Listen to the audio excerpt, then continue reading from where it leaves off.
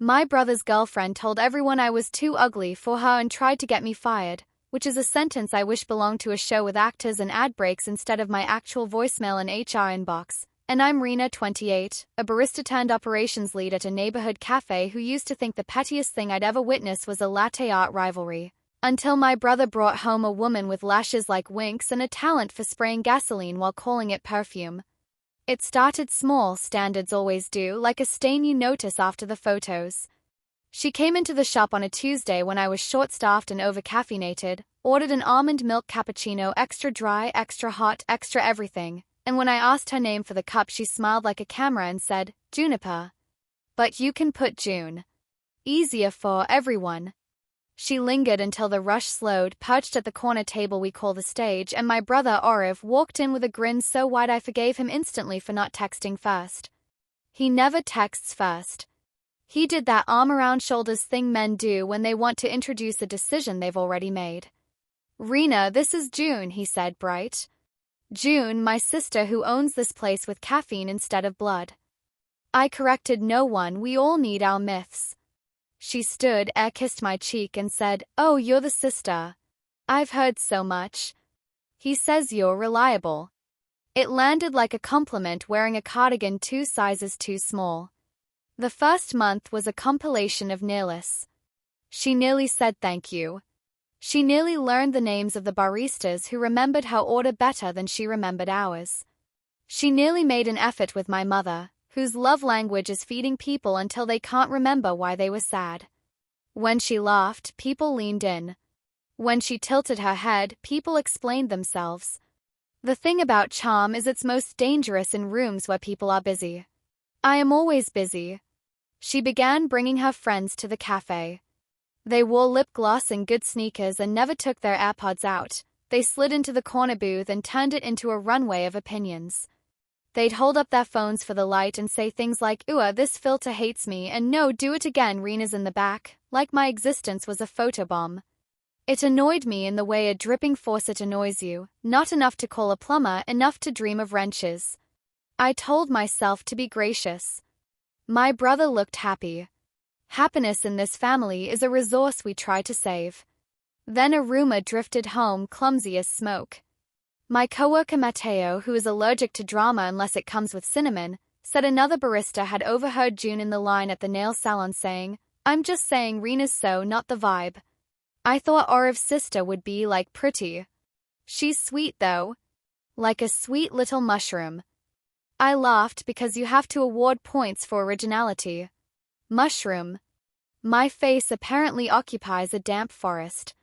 I remembered being 9 and having a girl at school call me bookworm like she'd invented both reading and worms.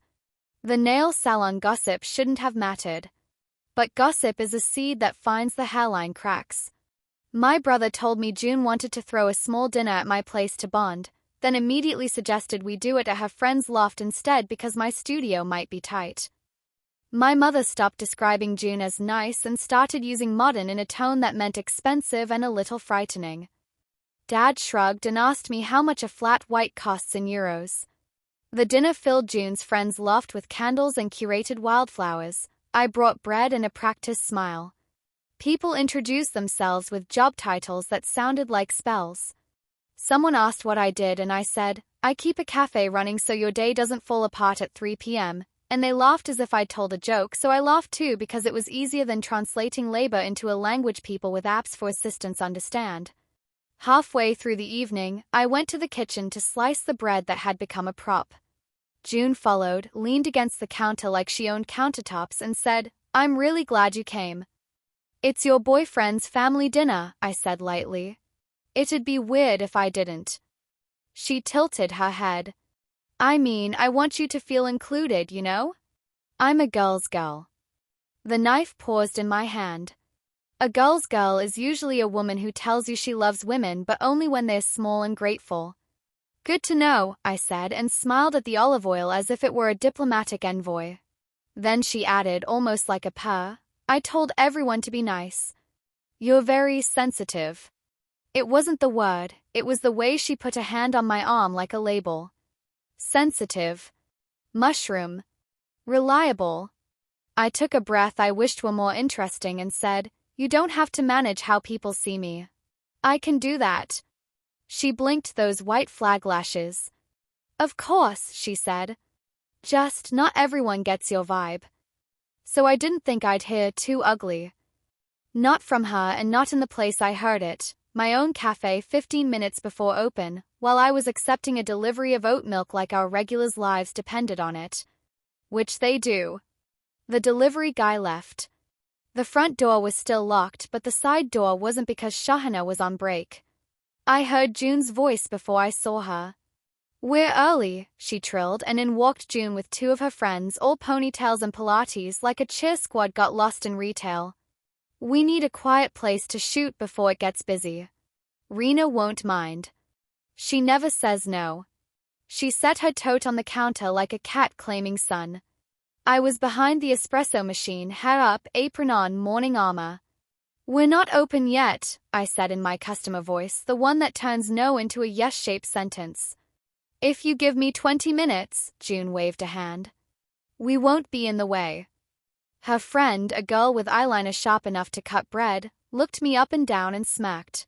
June leaned toward them and whispered not quietly enough, "She hates photos. Oriv says it's because she feels ugly." It was a sentence she wanted to sound like empathy. It came out like a map to an attack. My skin did this electric swell like a storm trying to fit inside it. I wiped the counter. I put the milk in the fridge.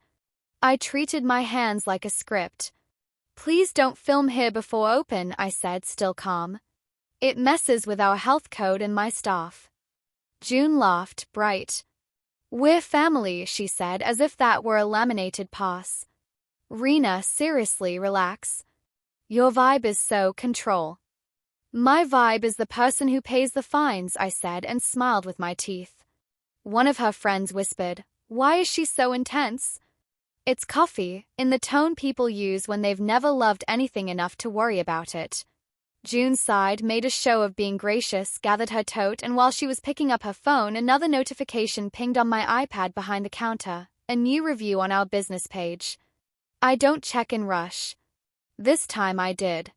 1 star, hostile service, unsanitary practices, owner screaming at staff, sore roach. Coffee tastes burnt. Username, June Bug Eats. The timestamp, 2 minutes earlier. I stared at the words until they blurred into a single long insult. Roach. Unsanitary. Owner screaming. I had been labeling syrup bottles in my quiet voice. I looked up and said too softly to be healthy, "You just posted a fake review about my shop." June's mouth did what a cat's does when it coughs up a hairball and tries to act like it didn't. "What? No. That's not me." She glanced at her friends whose faces were an entire weather system. "Maybe someone else. The username is the same as your TikTok," I said, because I had looked once when my brother sent me a video of her doing an imitation of me that he thought was hilarious. It was of me telling a customer kindly that the bathroom was for paying guests. She had captioned it, "Power Tripping Coffee Witch." The comments were laughing knives. June shrugged. "It's freedom of speech," she said. "Also, it's not that deep. Fix your coffee." You know that cliché about seeing red? I saw my 13-year-old self instead, with braces and my hair in a bun because new haircuts terrified me, listening to a girl in a locker room say Rena's face is unfortunate, and promising myself I'd never let a mean girl be the narrator again. "Get out," I said, not loud but iron. "We're closed. And don't come in here again before open. Actually, don't come in here again at all unless you're ready to apologize like a person, not a brand."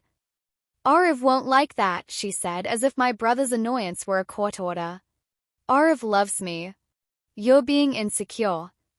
"June," I said, and my voice changed registers, "leave." She picked up her tote, tossed her ponytail, and slung one last line over her shoulder like a silk scarf. "You're too ugly to be this confident." It was almost comical, the obviousness of it, like a villain monologue delivered to a stapler. Still, it landed. Ugly is a word that finds your old bruises and presses. They left. I locked the door. I made myself a coffee with a precision that felt like prayer. Then I did what women who run things do when people try to break them. I wrote everything down. Times, dates, witnesses, screenshots. I flagged the review as false and wrote a firm public response for customers who don't know my face from a mushroom. Hi Junebug Eats, we're sorry your experience didn't match our standards.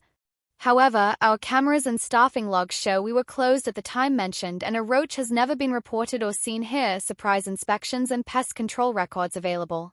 We welcome honest feedback. We won't tolerate defamation. Please reach out to me directly at email so we can address your concerns appropriately.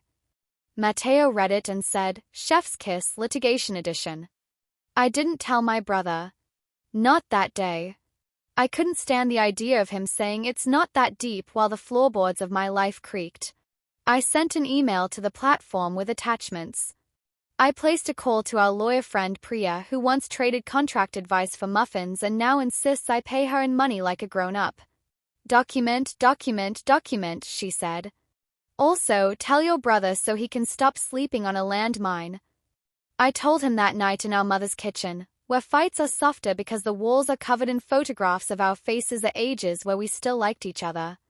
He listened, frowning in the way he does when he's trying to make my reality fit into his picture of things. He said, she can be thoughtless. She's not malicious. I showed him the review. I showed him the video. I watched his face search for not malicious and come back empty-handed. She jokes like that, he said weakly. She has a dark sense of humor. My livelihood isn't a bit, I said. My face isn't a punchline. He rubbed the back of his neck, which means he's either about to do the right thing or the convenient one. I'll talk to her, he said finally. I'll make her take it down. The review was removed 2 days later after the platform agreed it violated guidelines. June posted a clarification on her stories that managed to both pretend it wasn't her and insult me again without using my name. Some people can't take feedback, she wrote on a pastel background. You can be sweet and still not be a good fit for customer service. Her followers, 10,000 of them, a small city, posted heart emojis and facts. I left it alone because arguing with a crowd is asking to be tired for free. Then she tried to get me fired. Not from my own cafe, that would require historic delusion, even though she did post a slick little shop local list that left us off and included a place across town that once served her a free croissant. She tried to get me fired from a new consulting gig I'd picked up with a coffee subscription startup that found me through our Instagram and asked me to help design their training. It was a clean contract that would pay for the new dishwasher that doesn't hiss at me like a snake when it's tired. The founder, a woman named Corinne who wears hoodies and competence, sent me on a thread one morning with the subject line concern from community member. Inside was an email from concerned sister, no actual name, but the email address was a mash of June's first and last name that a child could decode. It said in the syrupy tone of a neighborly warning that I was hostile to customers, that I had a habit of screaming at staff, that I created an unsafe environment, and perhaps the startup shouldn't platform me as a consultant because optics. It included a link to the fake review screenshot she had saved before it was taken down. It included the Coffee Witch video framed as evidence. It did not include any reality. I wanted to throw my laptop into the sun. I wanted to drive to June's apartment and teach her the difference between attention and power. Instead, I called Corinne and told her everything. I'm not always good at telling everything. I am getting better because lying by omission is a luxury I can't afford. Corinne listened, asked 3 sharp questions like scalpels, and said, "We stand by you. Also, we have lawyers." Then she sent a blessedly bland response to concerned sister thanking her for her input and requesting her full name, phone number, and details of the alleged incident for our legal records. June did not reply. I sent Priya the new screenshots. She drafted a letter that used words like tortious interference and defamation per se and cease and desist, which are delicious in the mouth when you've spent a week tasting bile. We sent it certified mail. It required a signature. She signed. The quiet after that letter was so loud I thought I could hear her eyelashes wilt. Silence doesn't heal, it lets you hear yourself. In the quiet, I noticed how tired I was. I noticed how much of my brain was devoted to inventorying insults. I noticed how my mother's face tightened every time June's name came up, and how my father began telling me stories about his factory days in the 90s when a foreman tried to make him less and he stayed loud until he got a raise. "You pick your tone," he said, wiping his glasses. "But you don't let them change your volume." Orav broke up with June the following week. He did not make a speech. He texted me first, I did it, and then came over and cried on my couch because men grieve too and grief deserves furniture. He said he'd seen a version of her when he tried to talk about the review that he didn't want to risk knowing more intimately. He apologized for not believing me instantly. He apologized for bringing a spark into my shop and acting surprised when it tried to be a flamethrower. He said, "She said you're jealous of her beauty," and we both laughed so hard. Harvey the cafe cat, yes we have a shop cat, no he's not on payroll, looked offended. June, liberated from the constraints of having to pretend to like anyone in my family, unleashed one last little storm online, a string of subtweets and some people posts that named no one and accused everyone, until even her friends stopped hearting them and she switched to skincare content. The cafe kept humming. Shahana got into grad school. Matteo perfected a tulip pour that makes adults gasp. We hosted a poetry night for teenagers because they needed a room to be loud on purpose. Corinne's startup launched and my modules helped baristas in 10 cities learn how to say no without apologizing like it's a crime. I bought the dishwasher. It purrs. I thought that would be the end of it. Endings are shy creatures though. They don't come when called.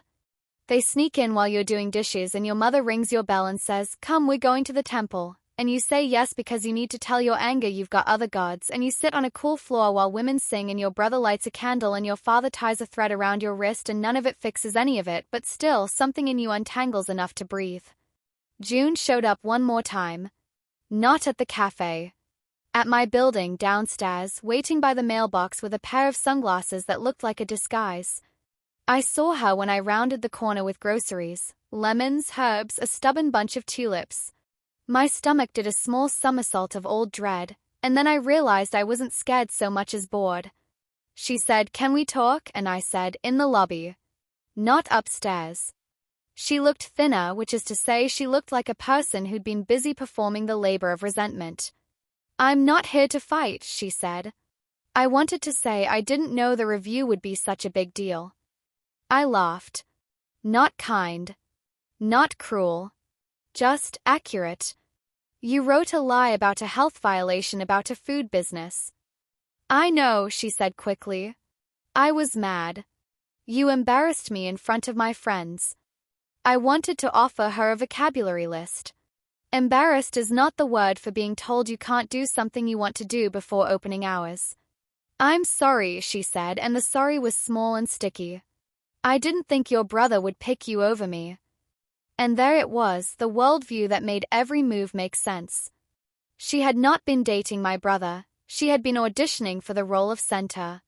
"This isn't a competition," I said, and then because I am practicing being a person who asks for the thing she wants, "If you're actually sorry, send an email to Corinne at the startup saying the complaint was false.